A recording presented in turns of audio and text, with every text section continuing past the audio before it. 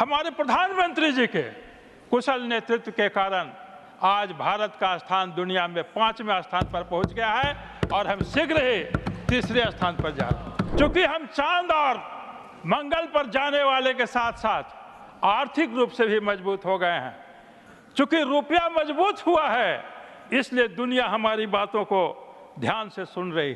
अब union budget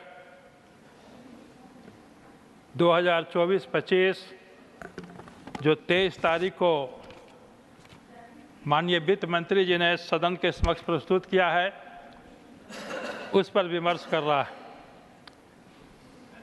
अनेकों माननीय सदस्यों ने अपने अपने विचार रखे हैं और इन विचारों से हम सभी लाभान्वित हुए हैं। ये जो बजट है,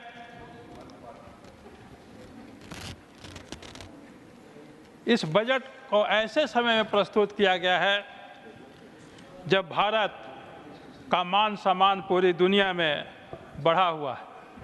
महोदय, एक समय था, यूपीए शासन का समय था, जब दुनिया बोलती थी और भारत सुनने को मजबूर होता था। आज 2014 के बाद स्थिति बदल गई है। आज जब भारत बोलता है, पूरी दुनिया कान लगाकर सुनती है। यह कैसे हुआ?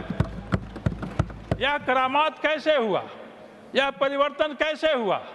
यह परिवर्तन आदरणीय प्रधानमंत्री श्री नरेंद्र भाई मोदी जी के कुशल नेतृत्व के कारण, मजबूत नेतृत्व के कारण हुआ। श्री नरेंद्र भाई मोदी जी के नेतृत्व में हिंदुस्तान की सामरिक शक्ति बढ़ी है, आर्थिक शक्ति बढ़ी है, इसलिए दुनिया आज हमारी बातों को सुनने के लिए मजबूर है और खुशी खुशी सुनती है। दुनिया के डिप्लोमेसी में एक आमूलचूल परिवर्तन आया है। पहले सामरिक राजनय चलता था, सामरिक राजनय, डिफेंस डिप्लोमेसी, वार डिप्लोमेसी। आज उसका स्थान धीरे धीरे आर्थिक राजनय ले लिया, इकोनॉमिक डिप्लोमेसी। और हिंदुस्तान एनडीए के शासन में, आदरणीय प्रधानमंत्री जी के शासन में आर्थिक रूप से एक काफी मजबूत देश बनकर उभरा है। जब नरेंद्र भाई मोदी जी शासन में आए, उस समय हिंदुस्तान दुनिया के आर्थिक जगत में 11वें पोजीशन पर था।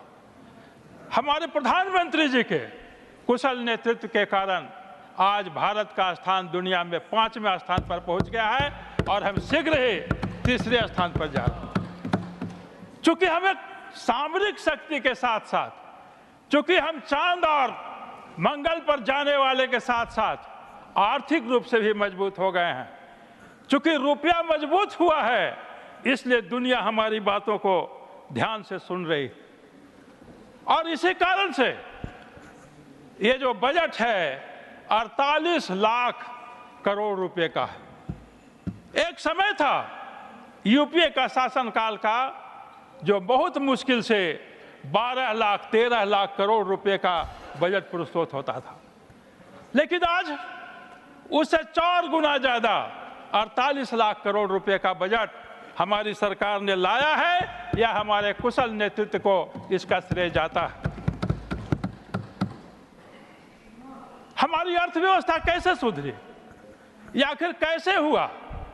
तो आप गौर करेंगे कि हमारी सरकार ने करप्शन लेस, भ्रष्टाचार मुक्त प्रशासन दिया है, कर का आधार बढ़ाया है, टैक्स बेस बढ़ाया है, टैक्स कलेक्शन बढ़ाया है, लीकेज को समाप्त किया है। इसीलिए हमारी अर्थव्यवस्था मजबूत हुई है।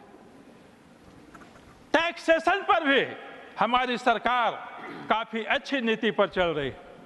महोदय, मैं बिहार से आता हूं और ये बिहार को गौरव प्राप्त है कि देश को चाणक्य और चंद्रगुप्त जैसे बेटा देने का ये गौरव प्राप्त है। चाणक्य जो कौटिल्य ही हैं, चाणक्य और कौटिल्य एक ही व्यक्ति के 2 नाम हैं। कौटिल्य ने अपने अर्थशास्त्र में लिखा कि शासक को कर का संग्रह ऐसे करना चाहिए जैसे मधुमक्खियां फूलों से रस चूसती हैं। इसका क्या तात्पर्य? तात्पर्य यह है कि जिस तरह से मधुमक्खी फूलों को क्षति पहुंचाए बगैर टैक्स वसूलती है और फिर उसको मधु में परिवर्तित कर देती है, उसी तरह से शासक को चाहिए कि जनता से कर वसूले और उसको फिर उसी के सेवा में लगा दे। हमारी सरकार ने यही किया।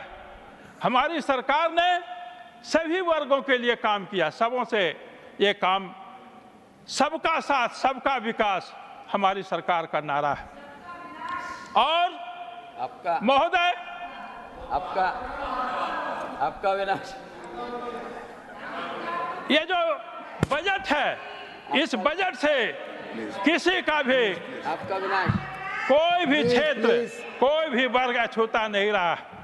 गांव हो या शहर, किसान हो या मजदूर, छात्र हो या नौजवान, नागरिक हो या सैनिक, पूरब हो या पश्चिम, उत्तर हो या दक्षिण, कोई भी क्षेत्र, यहाँ तक कि अंतरिक्ष हो या समंदर, सभी क्षेत्रों में हमारी सरकार का हस्तक्षेप है और सबों के लिए कुछ न कुछ किया है। लेकिन हमें खेद है कि इतने अच्छे बजट को, इतने महत्वाकांक्षी बजट को भी विपक्ष के द्वारा, खासतौर पर कांग्रेस पार्टी के द्वारा आलोचना की जा रही है। और उस आलोचना में जो कांग्रेस के विरोध से जन्मी हुई पार्टियां हैं, जैसे तृणमूल कांग्रेस, कांग्रेस के विरोध में जन्मी, राष्ट्रीय जनता दल जो गैर कांग्रेसवाद के कारण ही पैदा हुआ है, ऐसी पार्टियां भी कांग्रेस का साथ दे रही। कांग्रेस की बात तो समझ में आती है कि उसके पेट में मरोड़ा क्यों हो रहा है। खिसियानी बिल्ली खंभा नोचे, उसे यह पच नहीं रहा है कि कोई गरीब घर का बेटा, कोई चाय बेचने वाले का बेटा, कोई पिछड़े वर्ग में पैदा हुआ बेटा नरेंद्र मोदी तीसरी बार कैसे प्रधानमंत्री बने। लेकिन ये राष्ट्रीय जनता दल और इसके शरीकी जो पार्टियां हैं, वो जब विरोध करती हैं तो बड़ा दुख होता है। और आलोचना का आधार क्या है? क्या कोई तर्क दे रहे हैं? क्या कोई औचित्य बता रहे हैं अपनी आलोचना का? कोई भी आधार नहीं है। लेकिन जो इनकी बातों से पता चलता है कि इन्हें दो शिकायत है। एक शिकायत जो इनके वक्ताओं ने की कि यह घाटे का बजट है। मित्रों, घाटे का बजट, यह लाभ का बजट सरकार नहीं प्रस्तुत करती। यह कोई वाणिज्यिक कंपनियां नहीं है जो लाभ का बजट प्रस्तुत करेगी। यह जन कल्याण के लिए समर्पित सरकार का बजट है। और अर्थशास्त्र में जो घाटे का बजट होता है वह अच्छा माना जाता है, क्योंकि ऋण लेकर के हम जनता का विकास करते हैं। तो हम धन्यवाद देना चाहेंगे, धन्यवाद देना चाहिए नरेंद्र भाई मोदी जी की सरकार को, उन्होंने घाटे का बजट प्रस्तुत किया। दूसरा, इनकी आलोचना का आधार बना है और बार बार उठा है, आज भी उठा है, बजट शब्द जितना बार भाषण में आया, हमको लगता है कि उससे थोड़ा ही कम बिहार और आंध्रा शब्द आया है। तो मैं कहना चाहता हूं कि भाई, बिहार से इतनी क्या शिकायत है? आंध्रा से आपको क्या शिकायत है? क्या शिकायत है? अगर नरेंद्र भाई मोदी जी ने इन पिछड़े हुए इलाकों की झोली में एक एक मुट्ठी ज्यादा चावल डाल दिया, आपको क्या शिकायत है? ये कांग्रेस पार्टी हमेशा से बिहार की विरोधी रही।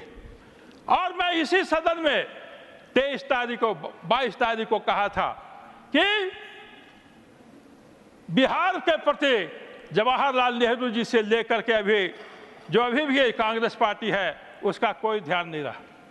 पंजाब में भाखड़ा नंगल बांध बंधा है, भाखड़ा नंगल बांध बनना चाहिए था, बना है, अच्छा है, पंजाब का काफी योगदान है। लेकिन मैं कहना चाहूंगा महोदय कि इस भाखड़ा नंगल बांध का जो परियोजना था, पहले बिहार में गया था। नेपाल से जो बाढ़ का पानी आता है, बिहार को ध्वस्त कर देता है।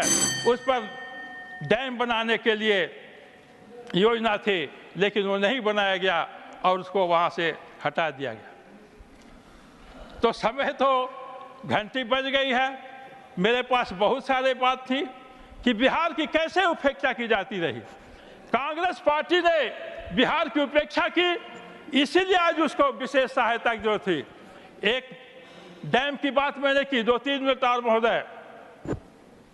भीम सिंह जी, आजादी के बाद आपका टाइम खत्म होते जा रहा है। 2 मिनट, प्लीज आप जल्दी खत्म। आजादी के बाद केंद्र के द्वारा 2 नीतियां बनाई गई। फ्रेट इक्वलाइजेशन पॉलिसी, माल भाड़ा समानीकरण की नीति। बिहार और झारखंड तब एक राज्य था बिहार, और इस माल भाड़ा समानीकरण के नीति के कारण बिहार को काफी घाटा हुआ। ये माल भाड़ा समानीकरण की नीति क्या थी? नीति यह थी कि जो बिहार में खादान है, वहां जितना मूल्य में वो खादान से निकला हुआ वस्तु मिलेगा, उतने ही देश के किसी राज्य में भी जाकर के ढो करके मिलेगा। तो इसलिए वहां कल कारखाने कम लगे। दूसरा एक नीति बनी, रॉयल्टी का दर, वेट बेस्ड रॉयल्टी, वजन आधारित रॉयल्टी। अगर हमारे यहाँ कोयला निकलता था, 1 मन कोयला पर अगर हमको 5 रुपया मिल रहा था और कोयला का दाम 100 रुपया था, अगर कोयला का दाम 500 रुपये मन हो गया तो भी हमको 5 रुपये रॉयल्टी मिला, क्योंकि वजन के आधारित था। अगर वह मूल्य के आधार पर होता तो हमारी आमदनी बढ़ती, लेकिन ये सब नहीं हुआ। बिहार की उपेक्षा हुई, इसलिए बिहार को विशेष सहायता की जरूरत थी। और हम धन्यवाद देना चाहेंगे प्रधानमंत्री जी को कि उन्होंने संवेदनशीलता का परिचय दिया है और बिहार को कुछ विशेष सहायता करने का प्रयास किया है। बहुत बहुत धन्यवाद। इन्हीं शब्दों के साथ हम बजट का समर्थन करते हैं और अपनी सरकार की पीठ थपथपाते हैं। धन्यवाद।